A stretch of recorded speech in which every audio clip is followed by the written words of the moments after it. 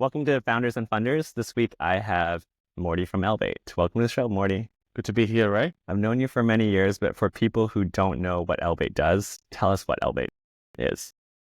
Elbaite's a full suite Bitcoin exchange.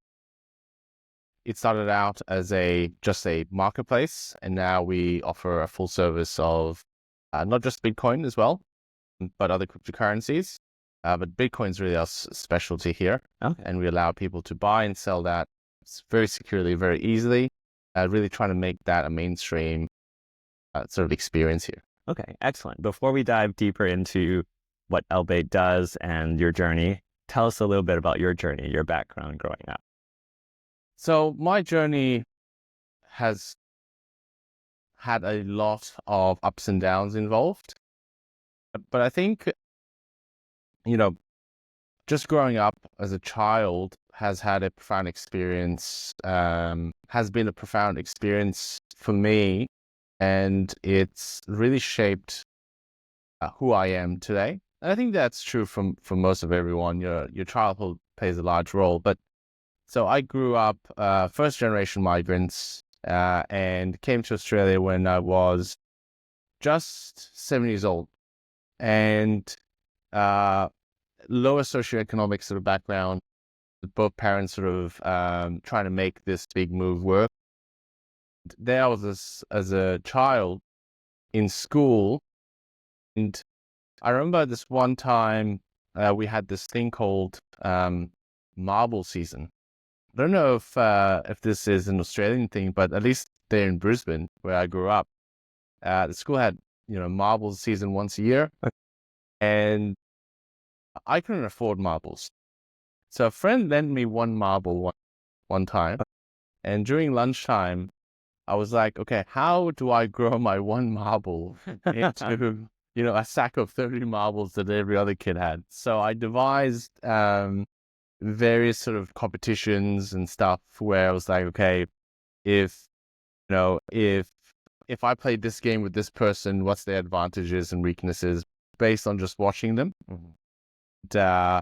And by the end of the season, I think I had hundreds of marbles. My sack of marbles had sort of grown immensely. And I think that taught me a lot.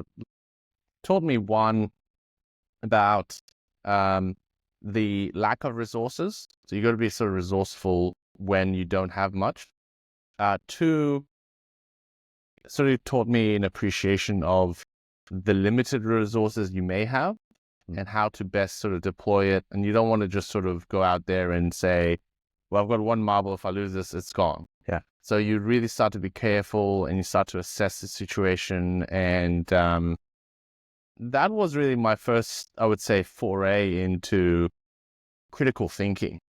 And that sort of critical thinking, I think, has played a large role continuing onwards. Yeah. And I think that, without going too far into this, but my first business was during high school. And this was coming back to that resourcefulness. We didn't have much money to buy a computer. So I had to get creative here a little bit.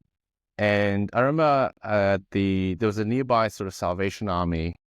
And I went there and I asked, do you have any computers? And they said, we've got these old bunch of things.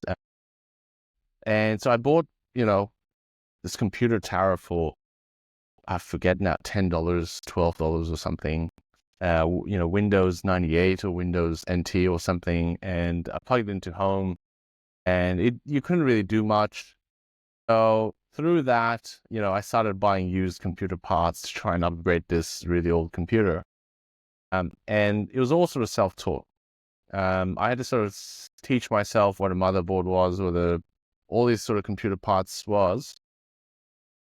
But after that, a friend then heard about it, that I built myself this sort of, monstrosity of a computer for very cheap. And he asked me, he said, if I give you money, can you build me a PC as well? Yeah. And I said, well, I can't promise, but maybe we can just sort of go shopping and I can put it together for you. So we did that, and then his friend then heard about it, and it eventually sort of grew from there. A friend told a friend, And I found myself building computers for, a friend's dad's restaurant, Oh, wow. right? Yeah. And that went on for a couple of years. But it was really that sort of trying to do a lot with a little and trying to understand how can you best utilize the limited resources that you've got to build a business. And sometimes, I mean, my goal there was a bit more selfish. I wasn't looking to build a business. I was just looking to build myself a computer. Yeah. That's it. You solve your own problem. Correct. Yeah. Yeah.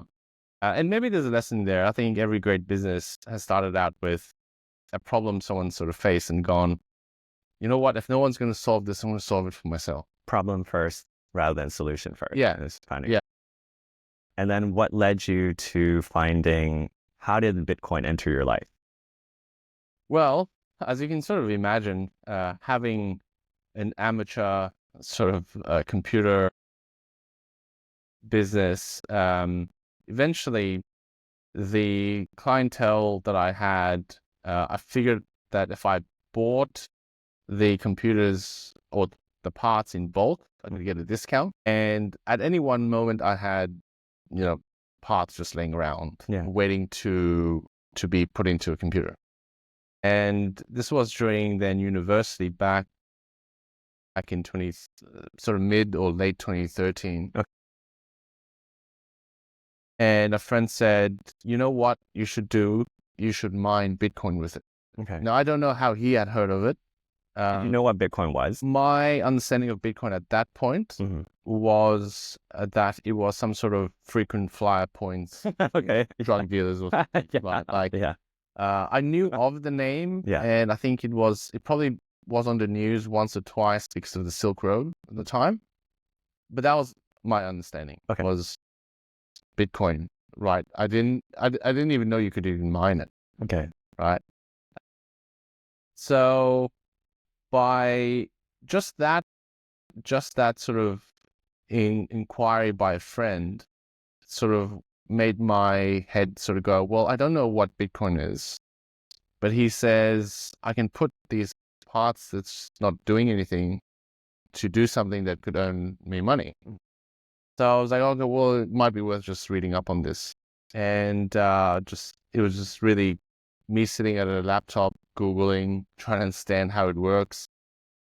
And what's funny, I think it was a little bit about the timing as well. I was also studying accounting. Actually, I was working in accounting too. I had a sort of a part-time job whilst I was studying it.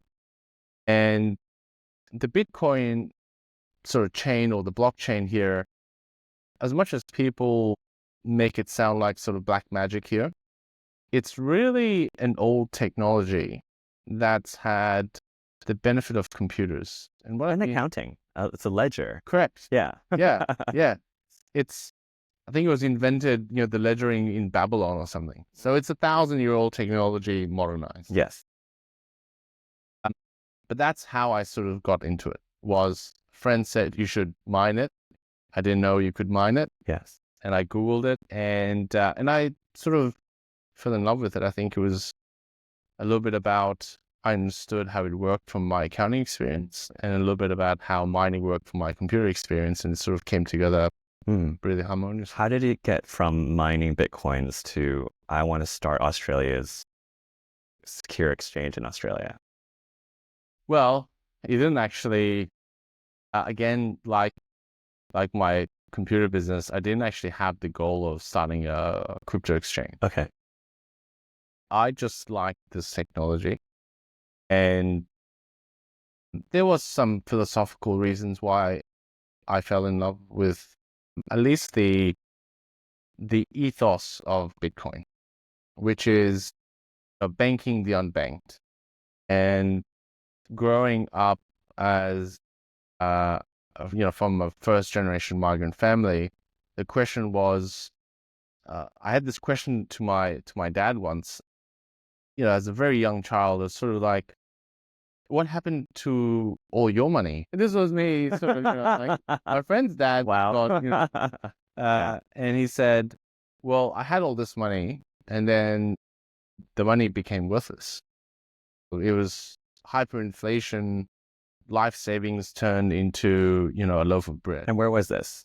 So I grew up in Afghanistan. I was born in Afghanistan. So I have some memory as a child of there. But if you look into the history of most countries that have gone through sort of war or, see, it doesn't even need to be war at times. It's hyperinflation. Where it affects most is just the everyday people, right? They're the ones that get burnt. They would have been saving for a lifetime, and within a short span of period, all that money's still there. It's just not worth anything. Less value. Yeah. And I think, enough money that could have bought a house within a couple of weeks turned into it's enough money to buy a loaf of bread. Yeah. And that's something that I think stuck with me as a child. And when I started looking into Bitcoin, it really connected with that sort of ethos. Was this would be great for a lot of countries where right now the economies are not in a situation where it's useful or it's not conducive to a great everyday life. Yeah, so I mean, that's why I sort of stuck with Bitcoin for a while. But the problem that sort of kept happening here was the exchanges I used. These are other exchanges whilst I was Bitcoin mining. They kept getting hacked. Well, they kept collapsing. People kept getting their coins taken. Yeah. Because they left it on exchange. Yeah. I mean, back then, it was a little bit complicated to also hold it with yourself. Oh, with the wallets? With the wallet. Yes. Yeah, it wasn't really designed for ease of use or convenience. There's a risk of losing it, like losing the ability to get your coins. Yeah. Like you forget Yeah. your security. And a lot of people would use their, exchange account as like a wallet. Yeah. Because it was the exchanges that actually were trying to focus on user experience and trying to make it at least useful. It was too hard to take it off exchange. So you're like, I'll just leave it there in case I'm going to buy more anyway, or I need to sell, then I don't need to transfer. I might as well leave it there. But yeah, there's a false sense of security because a Bitcoin exchange is very different than like a stock exchange. Correct. Or a bank. Yes. Correct. Yeah. I mean, and this was the Wild Wild West as well, where there was very little. There was no regulatory licenses or anything like that. Very little support. Yeah, very little. I mean, most people didn't even know of its existence. Yeah.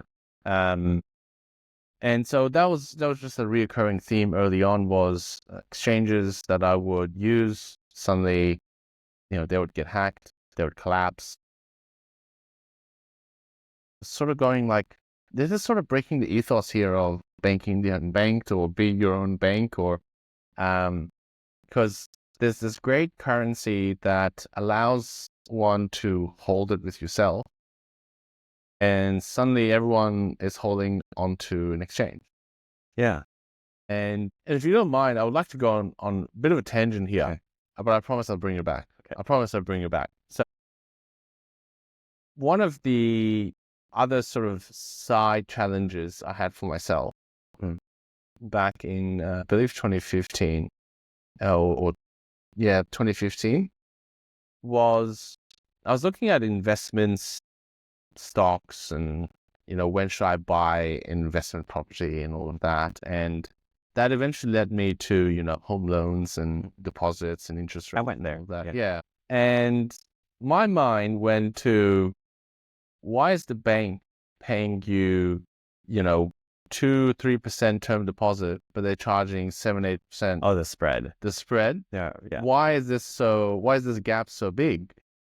And I was like, I wonder if you could have a bank, like a peer-to-peer bank, where if somebody wants to deposit money, they can lend it to the person that wants the money, and they're both better off because one pays less interest than a typical bank, and one gets more interest than from a typical bank. Yeah. And could I make a platform that can facilitate that? That's sort of peer to peer. And I got stopped in my tracks because I was quite young. I believe I was 19 or 20 years old, and I called up a law firm and I said, "Hey, I'd like to create a bank. What licenses would I need?" Yeah. And I think they took me too seriously. Maybe it was my voice, or they didn't recognize I was like a 19-year-old. Yeah. And they're like, "Okay, well, sir, you need a ADI license, and I assume you've already secured the 200 million Reserves. Yeah. Yeah, I was like, "Well, yeah, let me give you a call back." So I closed that book. Said, when I've got 250 million secured, I'll come back to it. But the plan of that whole peer-to-peer, I sort of developed it quite in depth. Fast forward till end of 2016. I was still crypto. I was still in the crypto world, still mining. And Still using foreign exchanges, like exchanges that Right. were not in Australia. Yeah. And it was towards the end of 2016 when crypto started becoming a bit more mainstream. It started being talked around by people. And What year was this? towards the end of 2016, Okay. sort of the start of 2017. That was the year crypto or Bitcoin outperformed all securities on the Nasdaq. Yeah. Or in my portfolio, at least. Yeah, I believe so. And I think that's probably why it started picking up. News coverage, mainstream. Yeah. Yeah. It was outperforming companies. Yeah. Yes. Yeah. And there was a number of hacks that happened in 2017. Mining exchanges that I was using got hacked.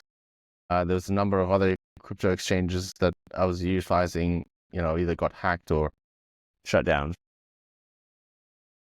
And that's when sort of I reached this sort of boiling point. I was like, there's got to be a solution to this. And I had this sort of aha moment where it's like, I wonder if I could use that peer-to-peer banking stuff I sort of developed, if that could work for a crypto exchange. Mm-hmm. So a lot of the inspiration for the early design of Elbaite came from that sort of project that I had of trying to create a peer-to-peer bank. Those notes of the peer-to-peer bank. And I actually revisited it a couple of months ago, and I was just looking at it. I was like, this is not a normal 20-year-old. You're ahead of your time. What am I doing right now? Some of them, like, I won't lie, some of them was a bit nonsensical. Now that I'm a bit older, I understand how the banking industry works and regulations and, how the system sort of works. Looking at those notes, it does seem a bit foolish. But I don't think it was a waste of time. It's fresh eyes, actually. Like Yeah. you didn't have years of working in banking to restrict your thinking. You had fresh ideas. Yeah. Yeah. You just sort of come in with a clean slate of Yeah. problem. What would a solution? An ideal. You had a vision. Yeah. Yes. Yeah. And so that's basically the long tangent circle history of how Elbaite came. Yeah. Right? Yeah. How did you build your first product for your first customer? I think for me, that's usually one of the most important questions I have for founders is often they look at, this is a great technology, we should build something, but there's no customers, or they spend a lot of money and they have customers, but their customers don't generate any revenue. So it's difficult to be sustainable. What did you launch into the market, and what was it for? What did it serve your customers? How did it serve their customers? Well,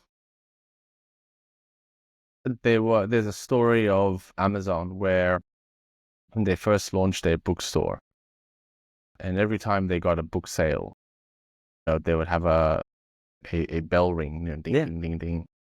And for many, many months, they would have only one book sale a week. Okay. And so the bell was once a week. It wasn't too intrusive. And eventually they got so many books that they had to take the bell away because It's they had to really ring it loud. like 10 times a day. And so our launch into the market was a little bit like that, Okay. which was we focused on the problem, which was an exchange shouldn't have the customer's cryptocurrency. Or the very least should design it in such a way that the customer at the end of the day is protected.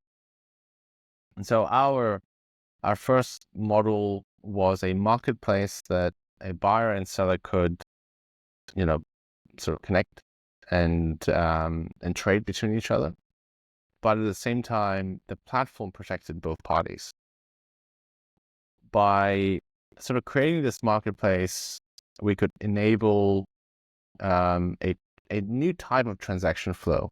But the Bitcoin was entirely with the seller, and the seller would directly send it to the buyer. That is the Bitcoin that they're selling. And in this way, the Bitcoin never touched the exchange. And not worry about being hacked. And it's like, it sort of made sense to me. I was like, this is an exchange I would use. And if anything, maybe I built it for myself. I had this exchange problem. This is an exchange I would like to use. And we focused on the retail, just a sort of retail customer, B2C, partly because it was a lot easier for us to begin at that level. I had never sold B2B. I didn't have an experience at B2B level, other than maybe selling a computer to a friend's dad's restaurant. That's a low level, but I didn't consider myself as a salesperson. And I was hesitant into getting into commercial sales. Yeah. Especially, I guess, at that time, Bitcoin was still nascent. Yes. So I didn't think there would be a whole heap of businesses looking to somehow use Bitcoin exchanges or institutional buyers and all of that. And we developed it for a specific type of user, which was, these users are security conscious. So let's focus on the security aspects of it. These users like self-custody, which means holding the crypto with yourself, self-custody. And that's sort of, we try to build an exchange for that type of customer. And I wish I could have said that day one, we had a whole line of customers waiting, but we didn't. Okay. We launched it, and there's a little bit of cricket. Everyone's going to want this. And then look around and it's silence. What's going? When did you launch? When was it ready? We launched in early 2018. So it took a lot longer to develop this. I actually brought in my own sister to help me develop it, and she's the CTO. She was an engineer, an electrical engineer, so she was great with computers and coding.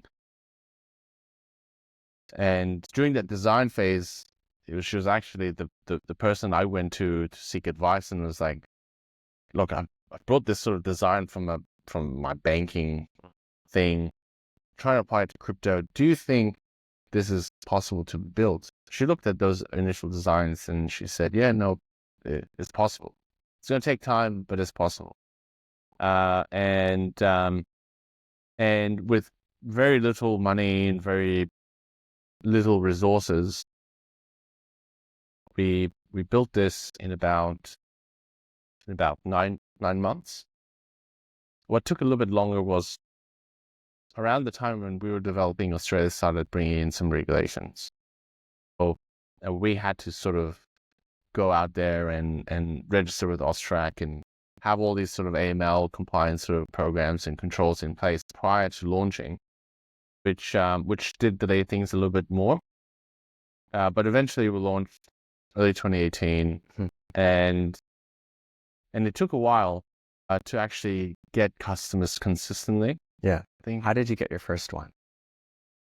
Advertisement, word of mouth, people finding you through search. How do you think they found you? Well, I'm not too sure exactly. Okay. Because what we were sort of doing was, every day we would try a new marketing channel. Okay. We would go to where the communities were. Reddit, Twitter at the time, Facebook, and we would go into those communities, and we would see sometimes in those communities, people would post, what kind of crypto exchange do I use? Okay. So we would, Because it's difficult to advertise in discussion forums because they don't want it full of ads. So it has to be a conversation. correct. Yeah. Yeah. And what's really frustrating is actually, and to this date, there are restrictions around crypto business as well. So we couldn't use Facebook ads, Google ads. And so we were restricted in sort of low cost digital ads as channels. And so we had to just sort of be part of the community or create content. And through those sort of just channels, we started to get one customer a week that would sign up. And like the Amazon way, one person would sign up and we would be like watching the screen like a hawk, like, or they're about to purchase, they made a transaction. And we would contact them afterwards for feedback.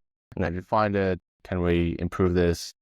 How did you even hear of us? And a lot of people would say, I saw you guys give a talk at, there was a community here in Melbourne, the Blockchain Center. I saw you guys there, or I saw your post on Reddit. And that was our initial sort of first customers. It was one customer a week. And then it turned to 2 customers a week. And I believe what sort of really set things off from a timing perspective was COVID. And one of those meetings we had during COVID was with yourself, where you're like, you know what you guys should implement is a referral program. And then that was probably one of the best advice. Okay. Yeah. So there's a bit of some wisdom from yourself. And then word of mouth really took us from where we were and really elevated us. I mean, maybe the timing also helped. It's COVID. Crypto started being talked about a lot. And there's nothing more powerful than a recommendation from a friend. It's aligned with your brand of security. Like, people trust people in their inner circle. And so if someone's used it, it's more compelling than an ad they see that they don't know from a person who could be running a scam. Yeah. Especially when there's not too many players and you're a new company. Yeah. It's you're not going to immediately use a platform, a financial platform. I mean, at the end of the day, yes, we're a crypto exchange, but there's money involved. Yeah. And you're less likely to use a crypto exchange or a financial service just because you saw a Facebook post. Yes. But if you got a recommendation from a friend, you're absolutely right. There's that level of, well, my friend used it. Yeah. They seem to be doing okay with it. So that's a higher, that social proof is so critical, I think. Yeah. One of the best books from business school, influenced by Robert Cialdini, Social Proof being one of them.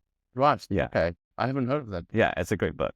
I use it to this day, of the rules of human behavior, other things like reciprocation. Yeah. Like, people are likely to reciprocate. I think that's actually part of your referral program, was like, if you refer a friend, you get rewarded and they get rewarded. So there's incentives of like people helping you convert customers. Yeah. It's like they want their reward. Yeah. And they get a reward too. So. Yeah. It's just fascinating.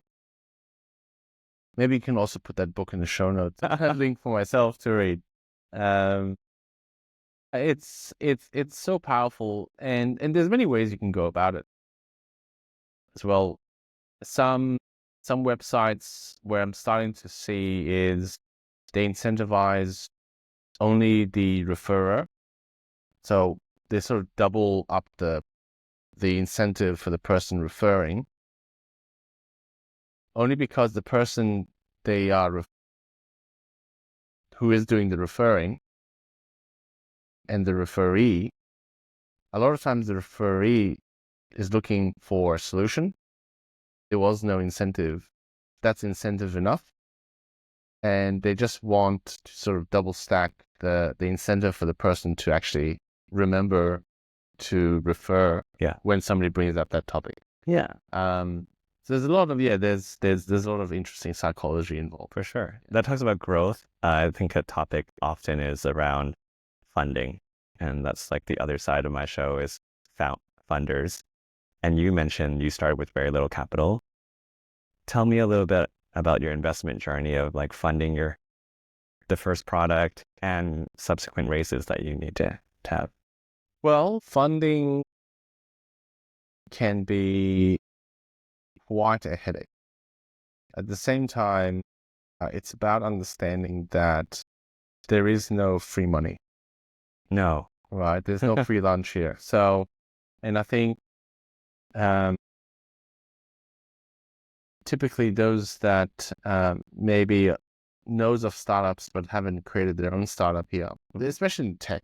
Yeah. I mean, predominantly, I think it's a tech problem because you see tech startups, announce they raised $1 billion, out of nowhere, no product, just a right? Presentation. Yeah. But there's a lot more. That's just the PR, right? There's a lot more story in the background of how that raise sort of happened.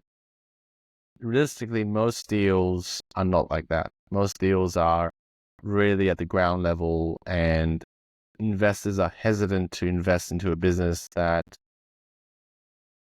may not have a product. It can fail. You can fail. Yeah. The investors can, the founders can just walk away as well. There's a people risk. And I think depending on where you are at in the capital raising journey here, like us, when we started, I thought at this stage I only have an idea. Okay. And I don't think I would get far if I was just capital raising. I think what I need to do first is, at the very least, develop a prototype. And so myself, our co-founder Samira, and we also hired a developer. This was all basically self-funded. I mean, we were running on scraps. I wasn't getting salary, neither was Samira. Our developer was the only person getting a salary, and they themselves were very junior. It was their first coding job. Actually, even the story of how we hired our first employee here was quite fascinating, because we needed to rework the homepage. And I had tried to do it myself. I had tried to get contractors online to do it. Eventually, I believe I was using like Airtasker or one of these other sort of freelancing sort of agencies. And I just put a word out and I said, I just need somebody to rework this homepage. But one caveat, they've got to be in Melbourne. And the reason I did that is because I'd used others that maybe were overseas and stuff, and just quality just it wasn't up to the standard we needed it to be. It was sort of frustrating. And lo and behold, I got a message and somebody said, I'm in Melbourne, and come in tomorrow if you'd like. Shouldn't take me long. And I said, well, that's good enough for me. So he comes in. I won't mention his name, but he's still with us. He's brilliant. He's one of our critical sort of pieces to this whole puzzle.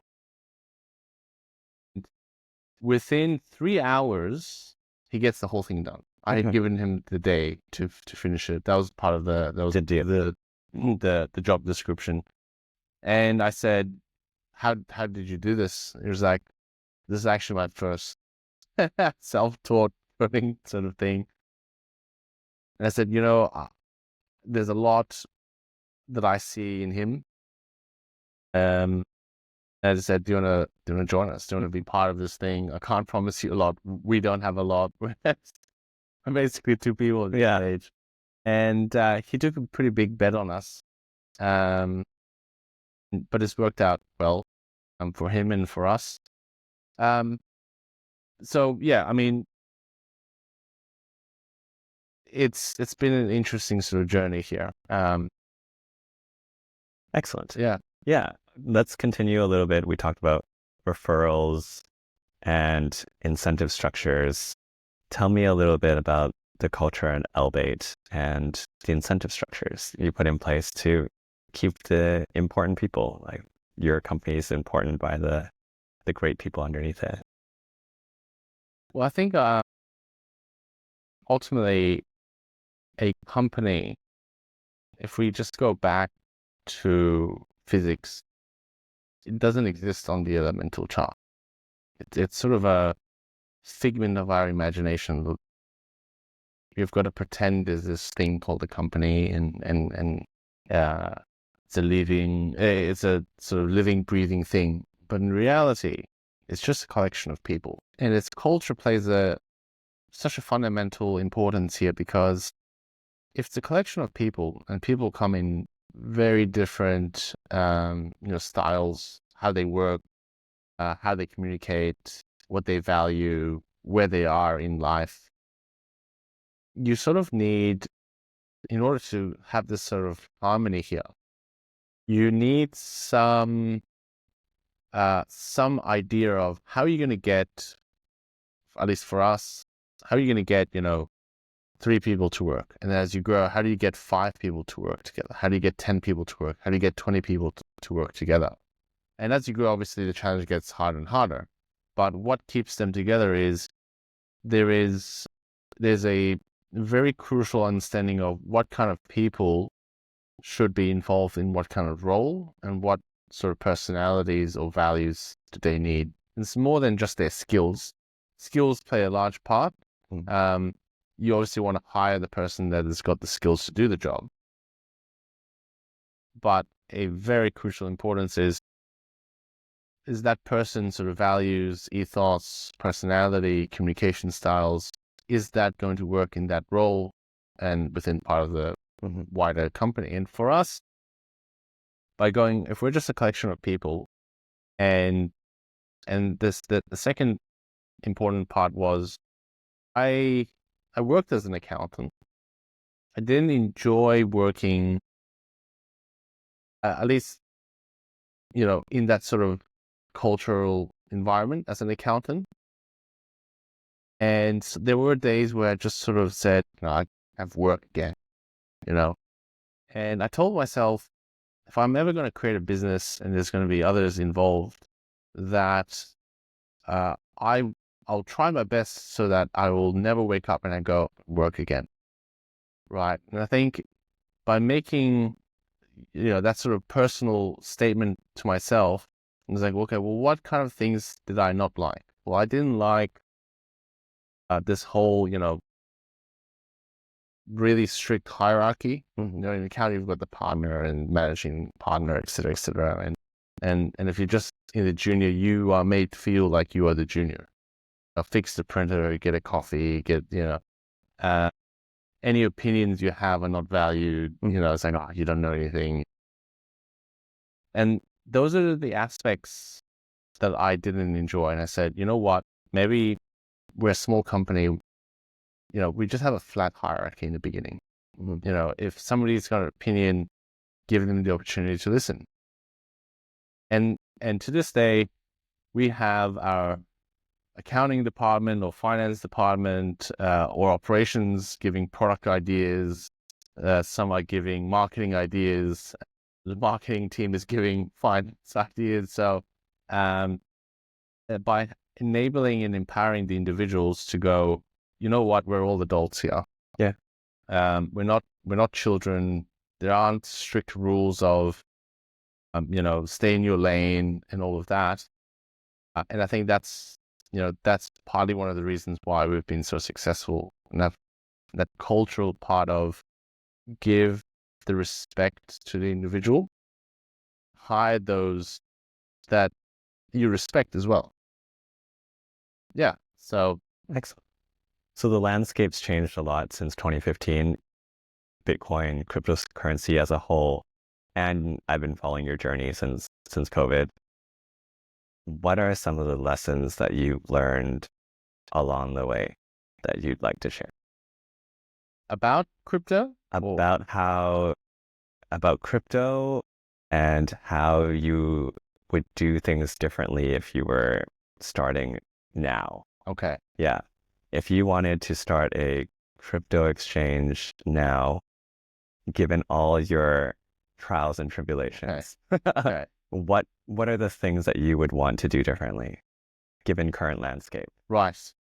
That's coming a little bit biased, but at the moment, I would not start a crypto exchange.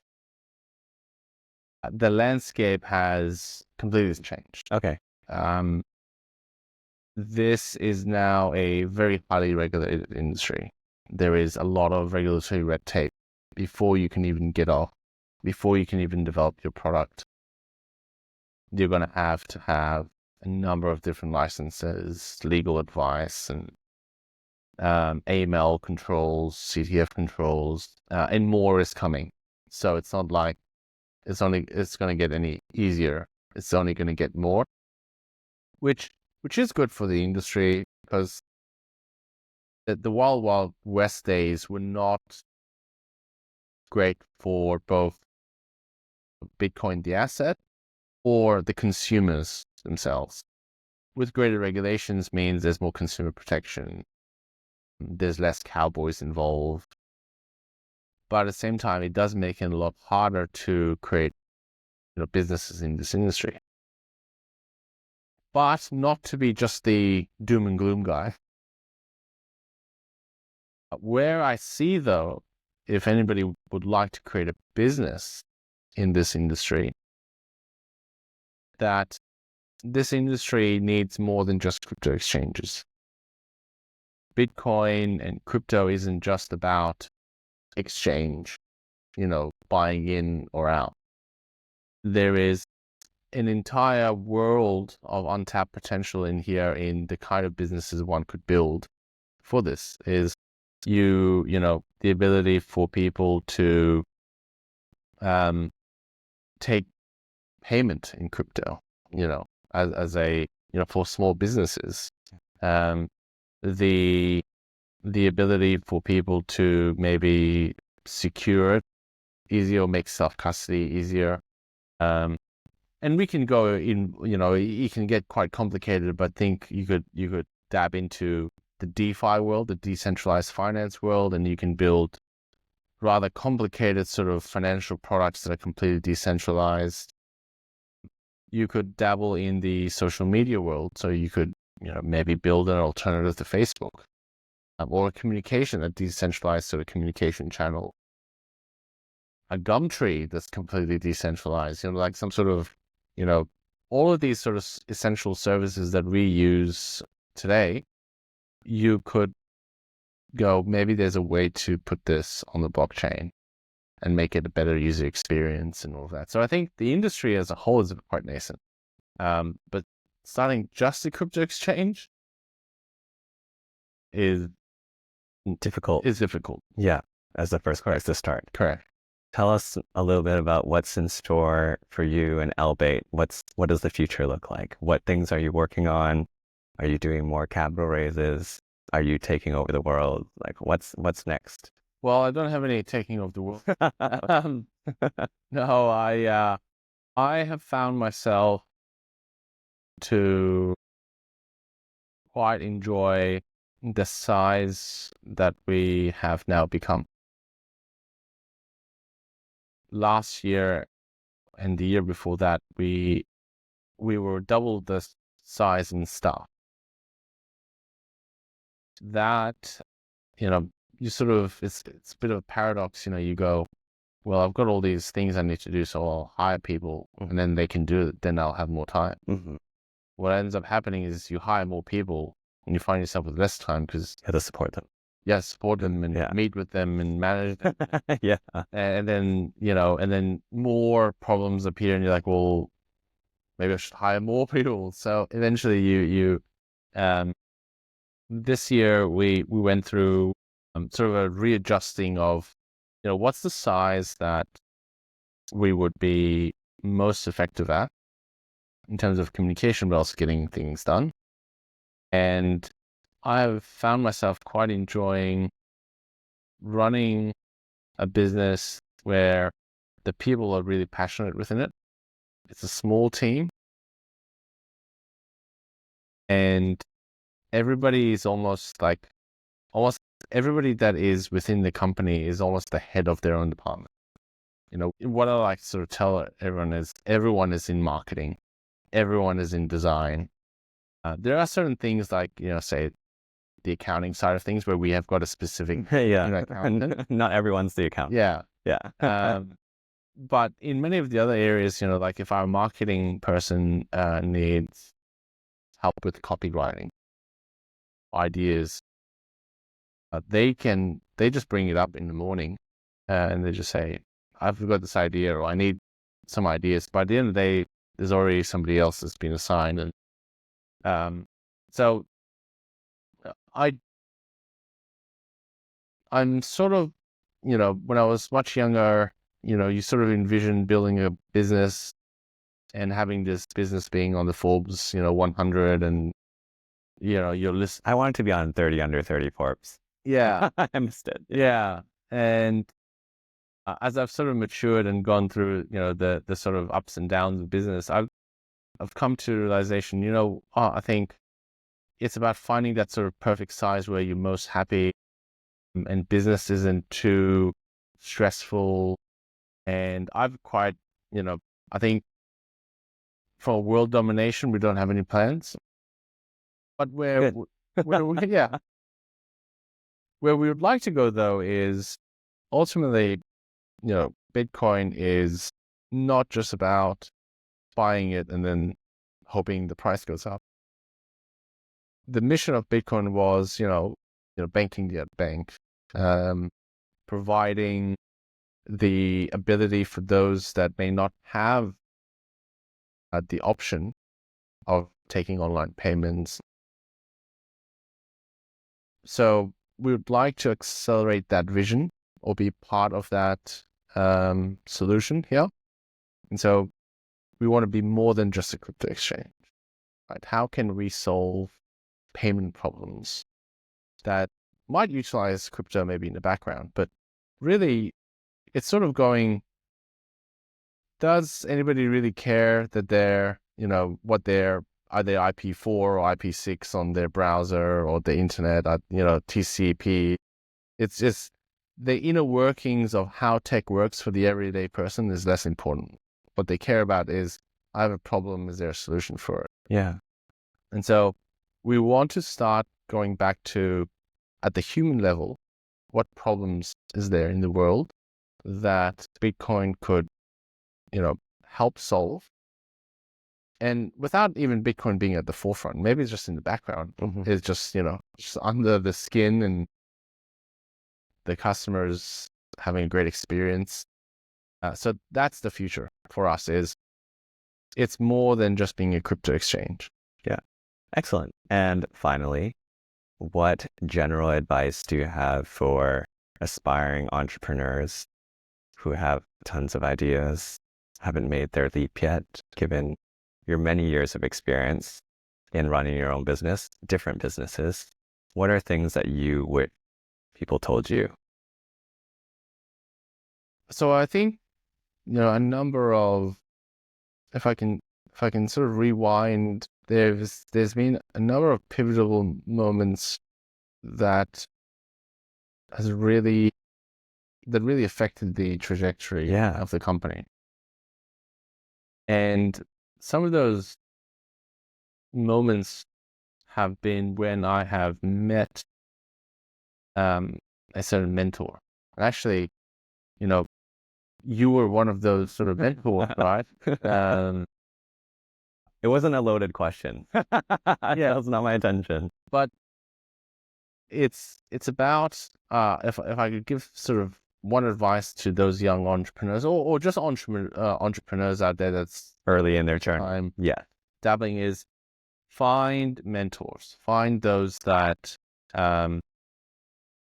been doing this or have been part of this or have got experience into it. Be friends with them, take them out for coffee, see if they would like to even join you. It's weird because one of the first mentors I had here, he's now one of the directors of the company. But he wasn't immediate. He was just more, I've got this sort of thing. What do you think? And I'll buy you a coffee if I can have an hour of your time. And eventually, just organically, they decided to be part of the company. So that's my one advice is don't discount how crucial mentors can be. Okay. I think it's almost like a cheat code. It is. Can learn like years worth of You experience. can fast track it. Correct. Avoid some Absolutely. errors. Yeah. Yeah. For sure. Yeah. That's my advice. Okay. Yeah. Excellent. Thank you very much Yeah. for your time, Morty. Yeah. It's good to be here. Okay. Thanks, Ray.